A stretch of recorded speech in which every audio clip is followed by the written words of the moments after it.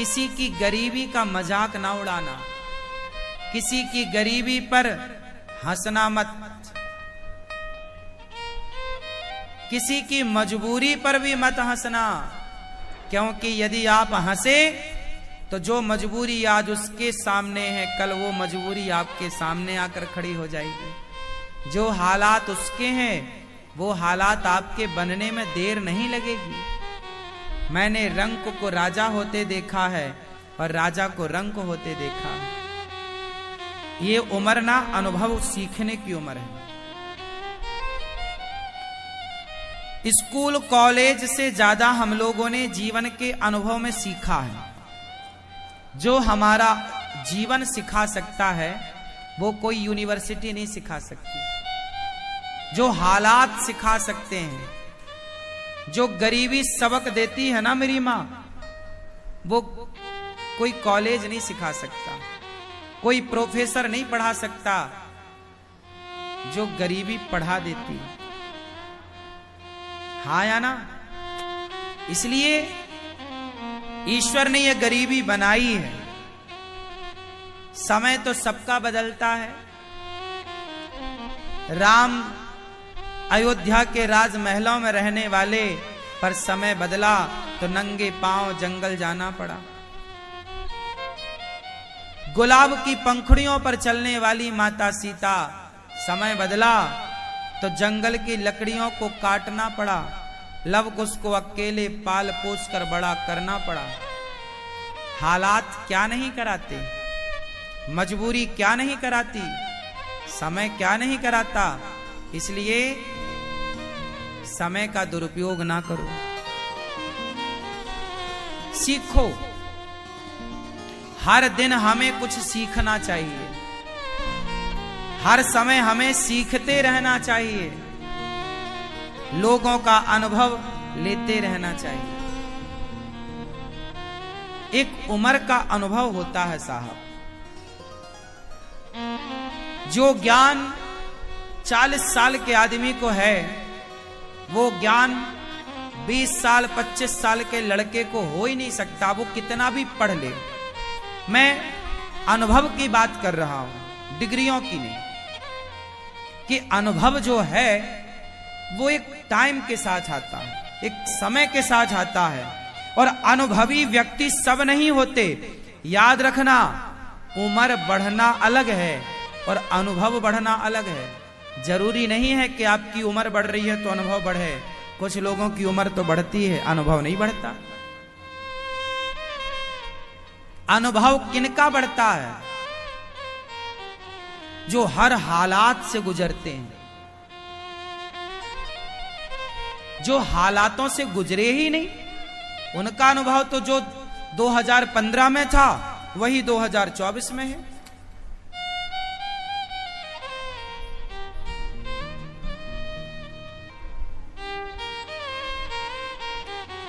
इसलिए उतार चढ़ाव भरा जीवन बहुत अच्छा होता है। कौन सा जीवन अच्छा होता है? सीधा। कुछ लोग कहते हैं महाराज हमें दुख ना आए, हमें दुख ना आए। और कुंती बुआ कहती है भगवान हमें और दुख आए। क्यों? क्योंकि दुख जो सिखा देता है ना, वो सुख कभी सिखा ही नहीं सकता। इसलिए जीवन में ये दोनों आना जरूरी है, उतार चढ़ाव। दुख व्यक्ति को मजबूत करता है, सुख व्यक्ति को कमजोर करता है। हाँ या ना? दुखी होंगे आप तो शारीरिक और मानसिक दोनों रूपों में आप मजबूत होंगे, और सुखी होंगे तो शारीरिक और आज मानसिक बीमारियां गरीबों को नहीं है। आज मानसिक बीमारियां गरीबों को नहीं है, मजदूर को कोई मानसिक बीमारी नहीं है। सारी मानसिक बीमारियां अमीरों को है। हाँ या ना? शारीरिक बीमारियां गरीबों को कम हैं, अमीरों को ज्यादा है। हाँ या ना? क्यों? क्योंकि गरीबी व्यक्ति को मजबूत बनाती है शारीरिक और मानसिक दोनों रूपों में, और अमीरी तुरंत आपको खोखला करती है।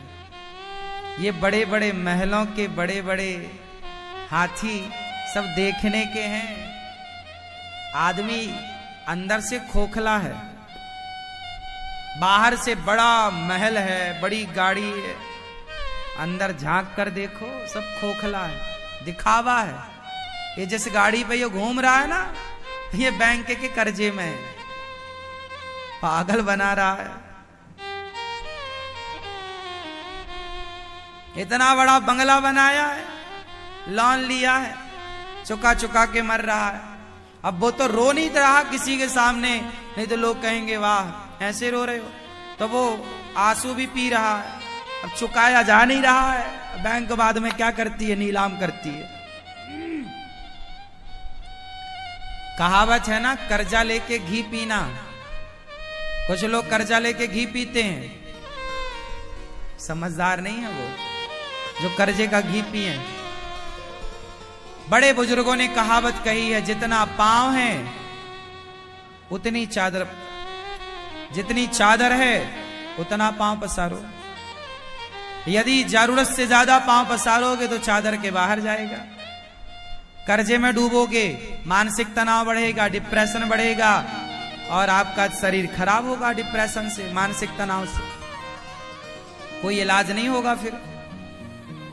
इसलिए फ्रैंकली जिंदगी बिंदास आनंद से जिया करो। उसके लिए क्या चाहिए? हालातों से लड़ना सीखिए। भगवान से ये मत कहा करो हे भगवान हमारे जीवन में दुख ना आए, कहो हे विधाता हमारे भाग्य के सारे दुख हमें दो। पर जब दुख देना तो उन दुखों से लड़ने की शक्ति आप कृपा करके दीजिएगा, हम उन दुखों से लड़ सकें। भागे ना, उन हालातों से भागे ना, डट के उनका सामना करें, वो शक्ति दो और हमारे किस्मत का दुख आने दो, हम तैयार हैं लेने को। कब तक इग्नोर करेंगे दुखों को? वो दुख भी जो तुम्हारी किस्मत में है वो भी तुम्हारा ही बोया कांटा है। जो जैसा करेगा वो वैसा भरेगा। ये जो कर्मों की खेती है ना, ये कर्म कभी पीछा नहीं छोड़ते। आप यदि आपका समय यदि अच्छा है तो ये आपके पुण्यों का फल मिल रहा है, और आपका समय बुरा है तो ये आपके पापों का फल है पाप और पुण्य, बाकी कुछ नहीं। इसलिए हम कहा करते हैं दोष ना दो किसी को कि तुम्हारे कारण दुख मिला, तुम्हारे कारण। दुर्योधन का सर्वनाश हो गया, धृतराष्ट्र का सर्वनाश हो गया। बताओ जिम्मेदार कौन है? गांधारी मैया ने भगवान को श्राप दे दिया, कन्हैया तुम चाहते तो हमारा परिवार बच जाता, हमारे बच्चे बच जाते, जाओ हम तुम्हें श्राप दे रहे हैं कि जैसे हमारे बच्चे आपस में लड़के मर गए ऐसे तुम्हारा वंश भी आपस में लड़के मरेगा। गांधारी माता ने भगवान को बेवजह श्राप दे दिया। अच्छा एक बात बताओ, धृतराष्ट्र का सर्वनाश हो गया, कौन जिम्मेदार है? उत्तर दो, कौन? कौन? जोर से, जोर से। कौन?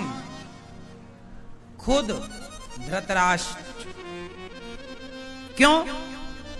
क्योंकि धृतराष्ट्र तो राजा थे ना, और राजा के सामने एक महिला के कपड़े उतारे जा रहे थे द्रौपदी के, वो चिल्ला रही है बचाओ, तब तुम्हारे कान में आवाज नहीं गई? बहरे हो गए थे तब तो तुमने रुई डाल रखी थी कान में, सुनेंगे नहीं। जब एक सभा में एक नारी का अपमान किया जाएगा तो भोगने को तैयार रहना। करने में मजा आ रहा है ना, लड़की का अपमान, एक नारी का अपमान करने बड़ा मजा आया। दुर्योधन हंस रहा है, मेरी जंघा पे लाके बिठा उसको, बड़ा मजा आ रहा दुर्योधन को, अभी सर्वनाश होगा तो और मजा आएगा। ईश्वर के घर देर है, जो तुम दूसरों का तमाशा देखते हो ना, सब्र रखो, बुरा करने से बचना मेरी मां। जगत देखे ना देखे, जगन्नाथ देख रहे हैं।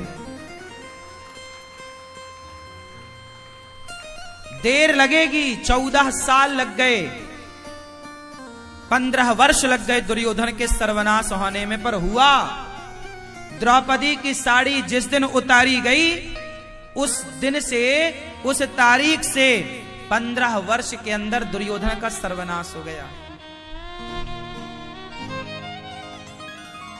13 साल का तो वनवास था पांडवों का, वो 13 गिन लो। 1 साल बात समझाने में, बनाने में लगी, शांति दूत बनकर गए, तैयारियां युद्ध की हुई। 15वीं साल युद्ध हो गया, 18 दिन में काम तमाम कौरवों का। बड़ा मजा आ रहा था ना द्रौपदी के कपड़े उतारने में। दुशासन उतार दो कपड़े, उतार बेटा उतार। जब ईश्वर तेरे उतारेंगे तब अक्कल आए।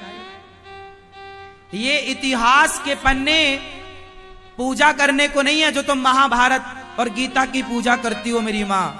पूजा करने से काम ना होगा, निकाल कर पढ़ा करो इतिहास को, पुराणों को। जो लिखा है उस लिखे हुए को समझो, और जो गलतियां इतिहास में दुर्योधन ने करी, कर्ण ने की, शकुनी ने करी, मंथरा ने की, कैकेयी ने की, वो गलतियां तुम मत दोहराओ। वो गलतियां दोहराओगे तो फिर तुम्हारे जीवन में एक महाभारत खड़ा होगा।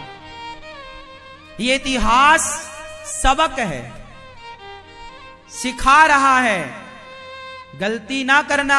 आजकल के लड़के क्या कर रहे हैं, लड़कियों को कुछ लड़के छेड़ रहे हैं। इन लड़कों को जरा बताओ कि रावण ने छेड़ी थी, सर्वनाश हो गया। तुम्हारी औकात क्या रावण से ज्यादा है? इतिहास से तुमने कुछ सीखा नहीं? कुछ लोगों के पति लोग, पत्नी है बढ़िया सुंदर, दया जैसी पत्नी मिली, शिष्टाचारी जेठालाल को, फिर भी वो बबीता को ताक झांक करता रहता है। समझाओ जेठालाल को। रावण को भूल गए क्या?